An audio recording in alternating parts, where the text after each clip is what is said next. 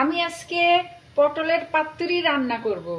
দেখুন আমি পটলগুলো কি সুন্দর ছুলে একদম আগাগুলো একটু করে করে কেটে নিয়েছি যাতে এর মধ্যে মশলাগুলো যায়। আর একটু কাঁচা লঙ্কা নিয়ে নিয়েছি। আর এখানে আমি পোস্ত নিয়েছি, পোস্তটা বেটে দিব। আর কাজু বাদাম নিয়েছি, কাজু বাদামটাও বেটে দিব। আর কাঁচা লঙ্কা নিয়েছি। আর এখানে সম্বার দেওয়ার জন্য এগুলো নিয়েছি। প্রথমে আমি পটলটাকে ভালো করে লবণ হলুদ দিয়ে মাখিয়ে নেব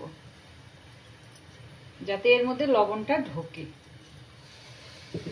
লবণ দিলাম, একটু হলুদ দিয়ে দিব, আর একটু শুকনো লঙ্কা গুঁড়োটা দিয়ে দিব, তাহলে একটু ঝাল ঝাল হবে। সুন্দর করে এগুলো আমি মেখে নেব। এই যে এদিকে আমি কড়াইটা উঠিয়ে দিয়েছি। এখন আমি সরিষার তেলটা দিয়ে দিব।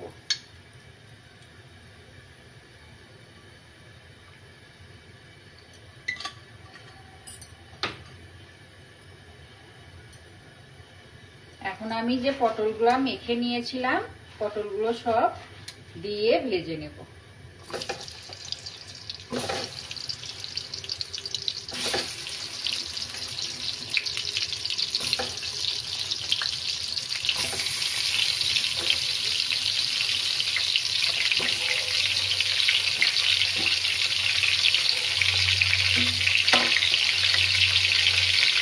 ভালো করে লাল লাল করে ভেজে নেব।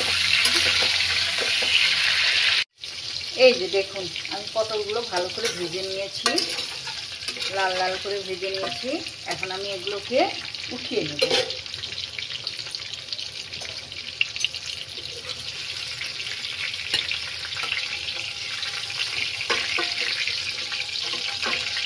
সবগুলো পটল উঠিয়ে নিয়ে দেখুন আমার পটলগুলো ভাজা হয়ে গেছে। এখন আমি সম্বারে দেব। এখন আমি মশলাটা মিক্সারে বেটে নেব।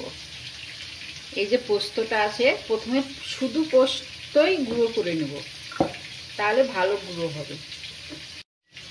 এই যে দেখুন আমি পোস্তটা আগে গুঁড়ো করে নিলাম। এখন আমি এর মধ্যে কাজু বাদামটা দিয়ে দেব, কাঁচা লঙ্কাটাও দিয়ে দেব। এখন একটু জল দেব, এটাকে আবার একটু গুঁড়ো করে নেব। এখন আমি এই তেলের মধ্যে সম্বারটা দিয়ে দেব। আমি এখানে সম্বারে 5 ফোড়ন নিয়েছি আর কিছু গরম মশলা নিয়েছি।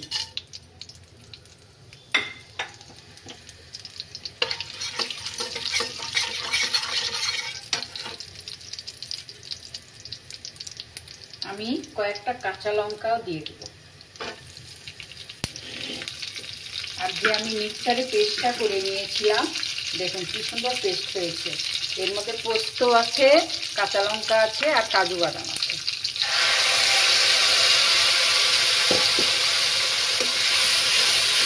আমি এটাকে খুব ভালো করে একটু ভাজা ভাজা করে নেব। এর মধ্যে সামান্য একটু লবণ দেব,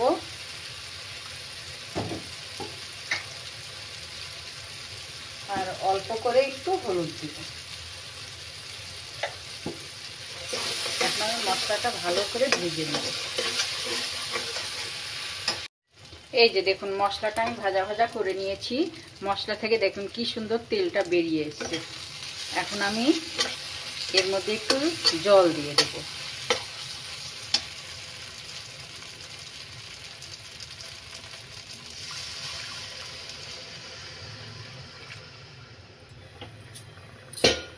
অল্প করে জল দিয়ে দেব।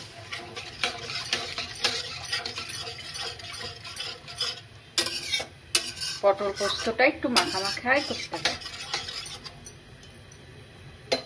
আমি এর মধ্যে এখন এই পটলগুলো ভেজে রেখেছিলাম যে, এগুলোকে দিয়ে দেব।